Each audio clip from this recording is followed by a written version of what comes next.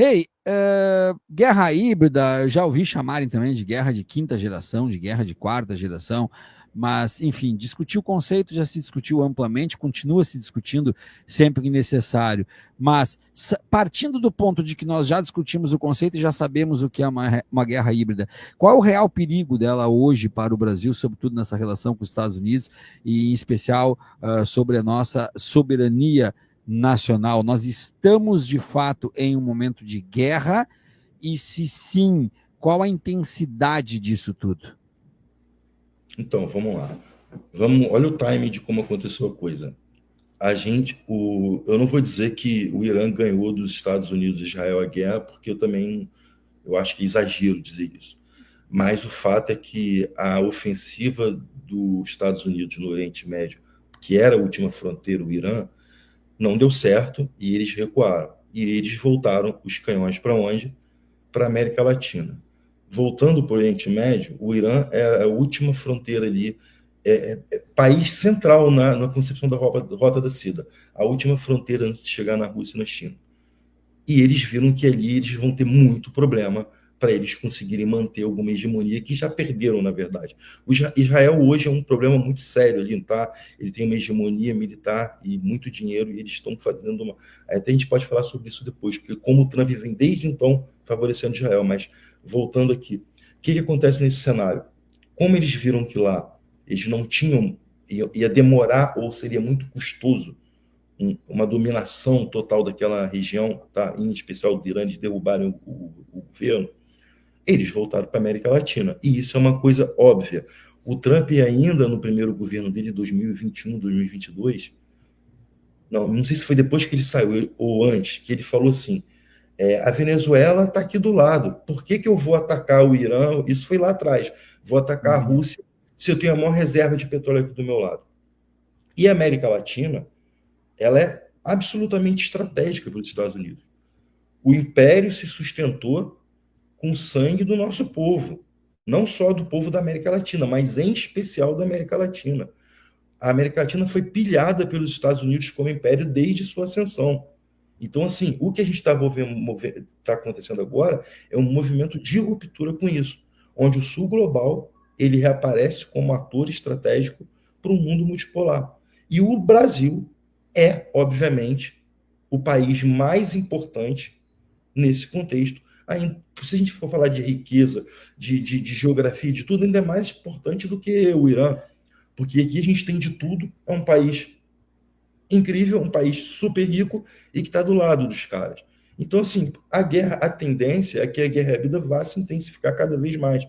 Viário, a gente está, assim, a gente sempre viveu sob guerra híbrida no Brasil, tá? A gente pode retornar ao império que já existia chantagens e já existia entre o povo manipulação cognitiva para que você, por exemplo, tivesse esse caráter vira-lata, tá? Vamos botar dessa forma.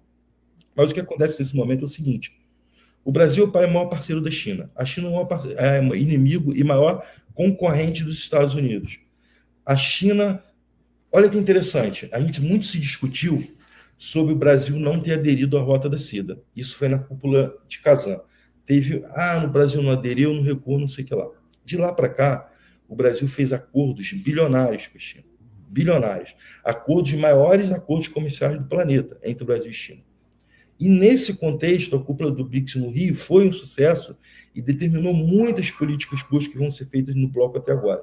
Em especial, eu gosto muito de frisar isso, em especial a ferrovia bioceânica que foi autorizada pelo governo brasileiro e pelo BRICS, os estudos de impacto que vai ter. Essa ferrovia, na prática, ela muda toda a logística, todo o comércio nas Américas. Os Estados Unidos vai ter uma derrota aí imensa. Se o império já está em decadência, se isso acontecer para eles, é o fim. Aí a gente vem para a questão das terras raras. Quem consome terra rara? O mundo inteiro. Mas onde elas estão concentradas aqui no Brasil, aqui na América Latina, vão estar todas diretamente ligadas à ferrovia bioceânica que vai desaguar direto para a Ásia, sem passar pelo Canal do Panamá pelos Estados Unidos. Olha a mudança estrutural na geopolítica que a gente está vivendo nesse momento. Então, o Brasil está, sim, em rota de coalizão de colisão, e essa rota de colisão ela é natural nessa transformação do mundo que a gente está vivendo. O Brasil, assim, o Lula sabe, os governos progressistas, e assim, o Viário, qualquer empresário, qualquer pessoa que vive de investir em produção, por exemplo, com o mínimo de inteligência sabe que você vai se agarrar no império em decadência ou você vai ter as oportunidades que a China oferece. Na prática, o Brasil não aderiu à Rota da Seda, mas esses negócios que foram feitos, esses tratados, em especial a bioceânica, a ferrovia bioceânica, ela é a Rota da Seda. Porque o projeto de Rota da Seda é também a construção da ferrovia bioceânica. Então, olha o tamanho do problema que o Brasil está criando para o império. Está criando em nome da soberania, em nome do desenvolvimento, em nome do orgulho de recuperar o orgulho de ser brasileiro, o nome da independência e da autonomia. E eles não vão permitir. Aí, assim, eu sei que já me estendi, mas para a pergunta, a guerra híbrida vai se intensificar? Vai se intensificar e a gente vai ver muitos tipos de ataque dos mais diversos. Em especial, o que eles já vêm fazendo, que é essa guerra cognitiva através das plataformas, através da informação, da circulação, que vai cada vez se intensificar mais. Por isso, eles estão também bem preocupados, porque o que aconteceu com a mudança no artigo 19? Em 2018, não sei se você deve lembrar disso, às vésperas das eleições, o Haddad foi acusado de se ligar a uma rede de pedofilia. Isso às vésperas do segundo turno. Em poucas horas, quase 30 milhões de pessoas receberam aquilo. Em poucas horas. Até hoje, boa parte desses 30 milhões acham que o Haddad quem lembra acha que ele é ligado à rede de pedofilia. Ou e depois seja, isso se repete depois na eleição para a Prefeitura de São Paulo com Boulos, né? Com o crime organizado. Com Boulos. Não, com Boulos foi pior ainda. Com Boulos, assim, era para o Tarcísio ter sido empichado no momento em que ele, como governador, vira e fala que captou uma mensagem do PCC falando que o Boulos era isso e aquilo. Isso, assim, aquele momento, você via como estavam em frangalhos as instituições brasileiras. Em frangalhos. Eu tenho medo, Rei, da nossa baixa preocupação com situações que não se tornaram um problema por muito pouco. Eu não sei se estou me fazendo entender, mas por muito pouco não deu uma merda gigante. Mas daí, como não deu essa merda, então a gente não se preocupa.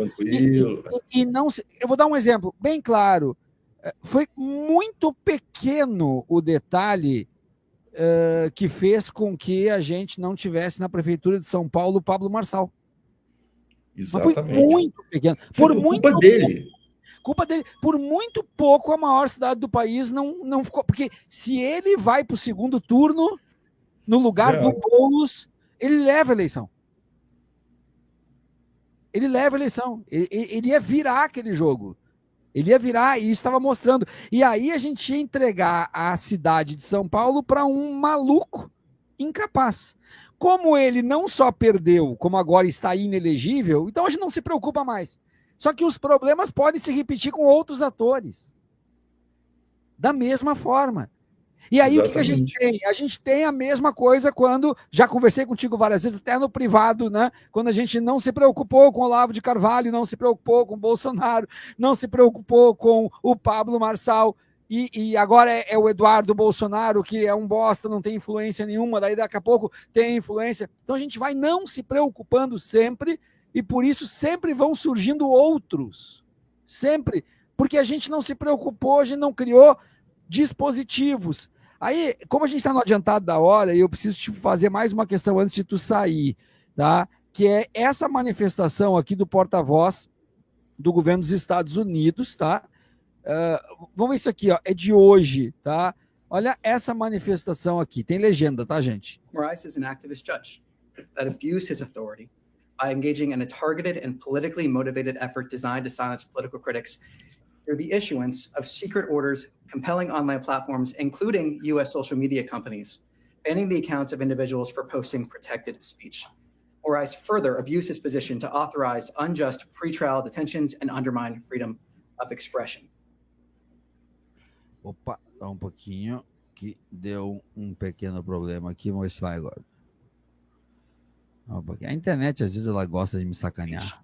Moraes further abused his position to authorize unjust pretrial detentions and undermine freedom of expression. The actions taken by Moraes impact U.S. persons and companies, and the United States does not tolerate malign foreign actors who abuse their positions of authority to undermine freedom of expression of American citizens.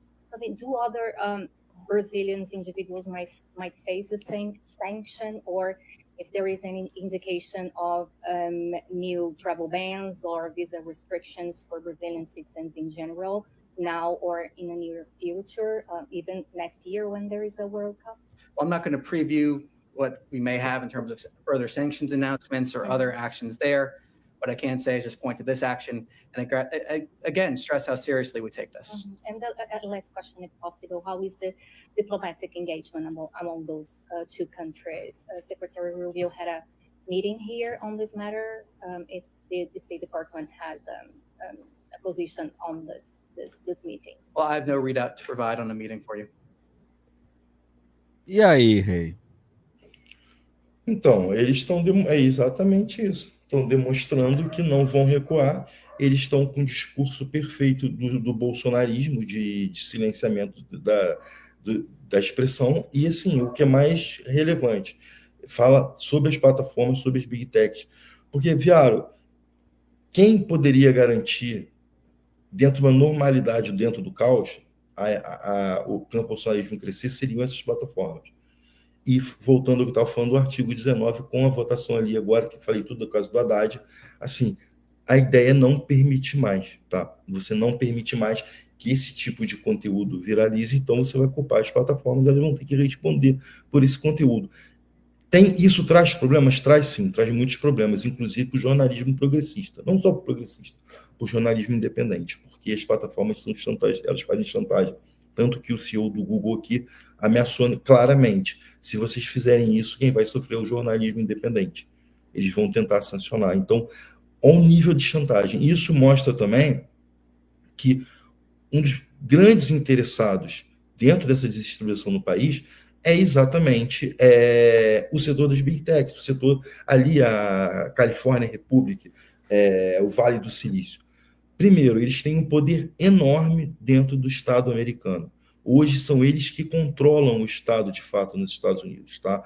Eu costumo dizer que hoje, nos Estados Unidos, você tem o maior golpe de Estado acontecendo, que é um golpe de Estado das corporações contra o Estado. As corporações estão tomando conta do Estado americano. Eles estão promovendo, de fato, uma tecnocracia onde não há espaço para nenhum tipo de debate sobre democracia. E isso está nas entranhas do Estado americano.